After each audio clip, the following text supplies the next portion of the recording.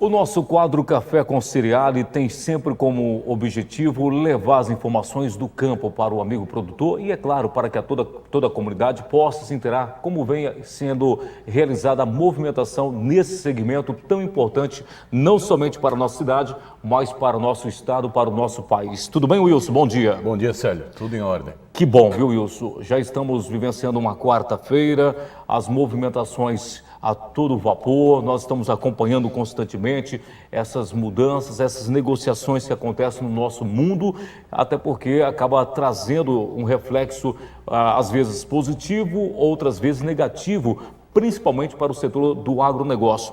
Chegamos numa quarta-feira, qual é a análise que você faz, até porque estamos no meio da semana?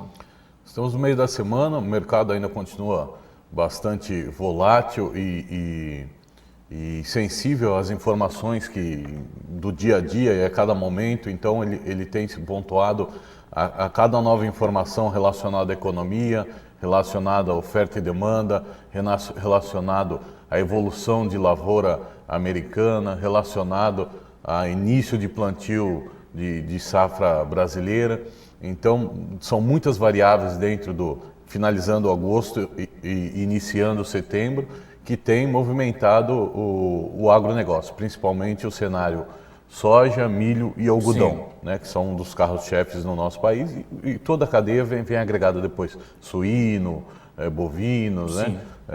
Uma coisa está atrelada à outra, né? Exatamente, uma coisa está atrelada à outra. Então, o carro-chefe tem sido o soja, mas na sequência vem todos os outros produtos relacionados à agropecuária no geral, né? Muito bem, a gente está vendo também essa questão das queimadas que tem repercutido bastante, não somente no nosso país, mas de forma no mundo, né? A gente vê as manifestações vindo de outros países, isso também tem trazido um reflexo ruim para a nossa economia, né, Wilson? Tem sim. Infelizmente, às vezes divulgam anos anteriores, as situações foram piores, então não se colocavam...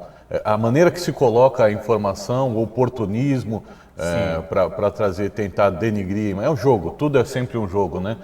Existe uma política por trás. Um país francês, um presidente francês querendo se autopromover por uma atuação já decadente dele, então aproveita uma deixa e começa a se inflamar uma situação, mas o Brasil tem solidez, mas acaba prejudicando, demandando força para se desgastar, para poder corrigir uma situação de uma forma mais intensa, e muitas vezes outras coisas que têm prioridade acabam não podendo dar a devida atenção para poder mostrar a realidade de uma forma mais efetiva. Sem dúvida. Wilson, vamos falar do milho? Quais são as informações que você tem para nós?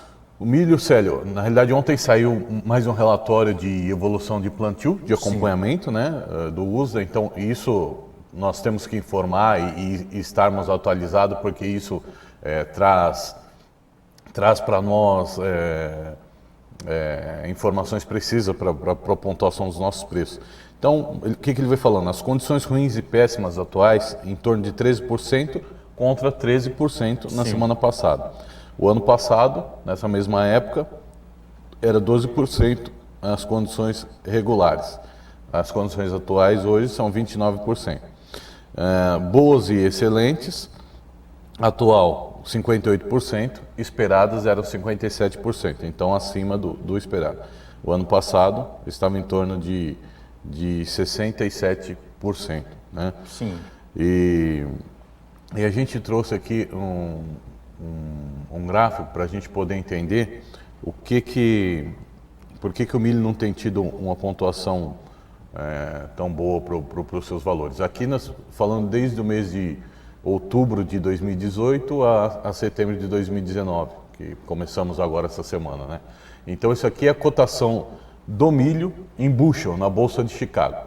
Então a gente pode ver que no mês de junho, julho, agosto, o milho operou aí na casa dos seus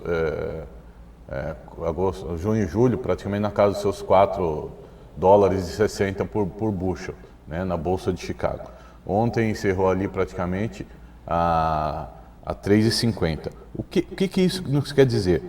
Quer dizer o seguinte, Célio, que o rompimento técnico desse suporte de 3,55 acelerou as ordens de compra e isso dá subsídio para que o Chicago do milho possa chegar a 3,40, reduzir um pouco mais ainda, cair um pouco mais.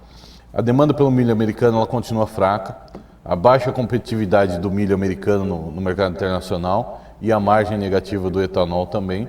Então, os Estados Unidos eles estão estão sendo pressionados muito por essa demanda do cereal. As condições de chuvas no meio oeste, nos últimos 10 dias, ajudaram a manutenção da produtividade do milho.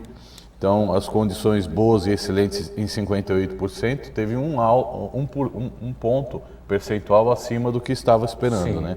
E um outro detalhe, trazendo também ainda, podendo esse Chicago do milho cair um pouco mais, é o dólar forte perante as outras moedas ainda, né? Trazendo assim uma competitividade mais acirrada contra o produto americano. Então, na Bolsa de Chicago ainda tem condição de queda para o milho. O que isso condiz? Que por esses dias não temos nada expressivo, nada diferenciado de preços melhores.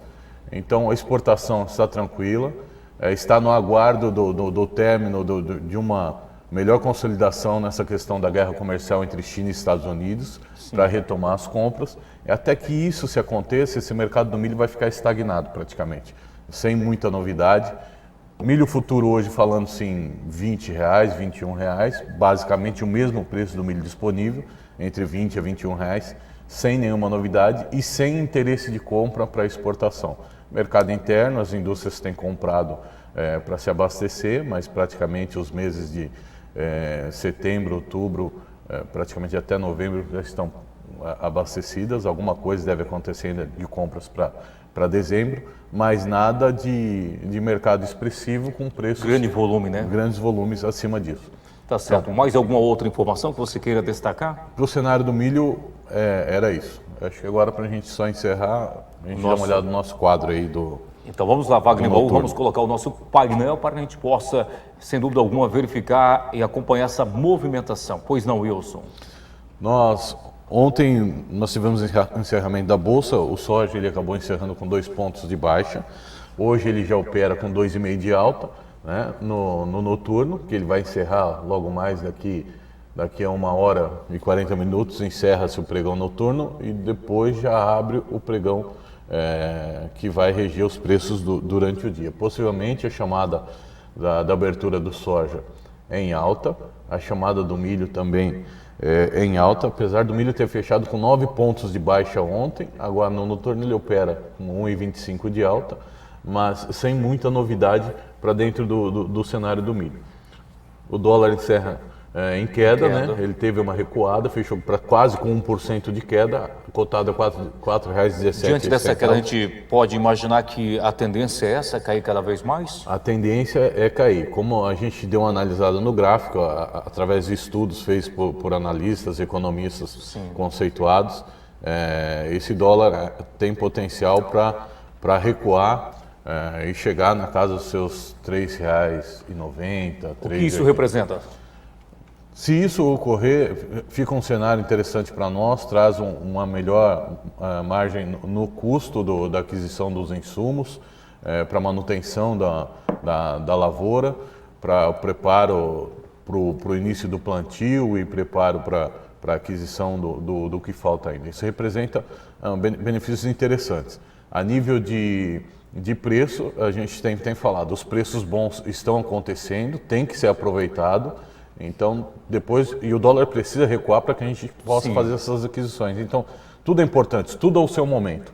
Sem dúvida. Então, se houver essa recuada mesmo, é interessante para o nosso cenário. A nível de país também, a nível de economia, para as grandes empresas, indústrias, o próprio país acertar os seus compromissos que tem em dólar, com dólar mais baixo, você dispõe menos reais para poder quitar a conta. Ô Wilson, você que tem esse contato no dia a dia, pode vir para nós com os produtores, como é que está a movimentação na questão das sementes? Já todo mundo já negociaram, já compraram, já estão preparados? Porque nós já estamos aí caminhando para o início do plantio. Exatamente. Como é essa movimentação?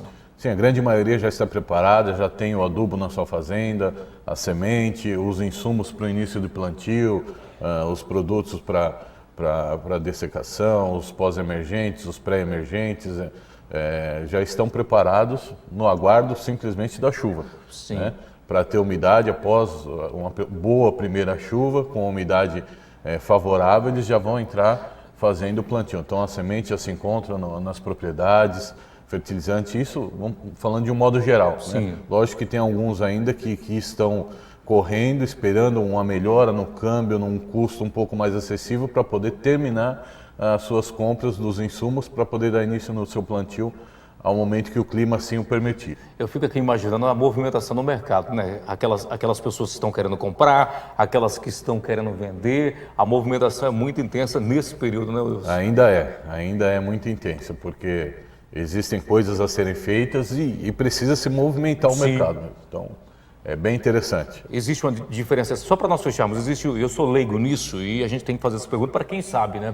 Existe uma diferença das sementes, da soja, como é que funciona isso? Existem variedades precoces, super precoces. Super precoce você planta agora em setembro, 21, 22 de dezembro já está colhendo. Aí existe tempo hábil para plantar novamente? Não, na realidade faz esse escalonamento de plantio, então colheita a curto prazo, médio e longo prazo, para você escalonar a colheita, para não chegar tudo de uma vez e não sobrecarregar o seu pátio de máquinas, colheitadeiras. Então você tem que ter um escalonamento para aproveitar o clima também, né? Um momento que permite colher, às vezes dê uma janela boa de seca que você consegue colher. É um planejamento muito intenso. O produtor ele tem que trabalhar muito com a sua equipe para poder ter esse escalonamento perfeito, né? Porque ele conta com a variedade do produto que ele vai plantar, aliado ao clima. Sim. A Cereale dá esse tipo de orientação também? Não, não, a nossa orientação é a nível comercial mesmo. Comercial, então tá certo. Porque a Cereale ela indica os parceiros que trabalham com essa parte. Tá certo. Muito bem, 7 horas mais 6 minutos. Wilson, mais uma vez, muito obrigado, meu irmão. Obrigado, Célio. Como sempre, você enriquece o nosso programa. O seu conhecimento realmente é incrível. Uma ótima quarta-feira, tá certo? Ótima quarta para todos nós. Você de casa, receba o nosso abraço, os nossos votos para que todos tenham um excelente dia.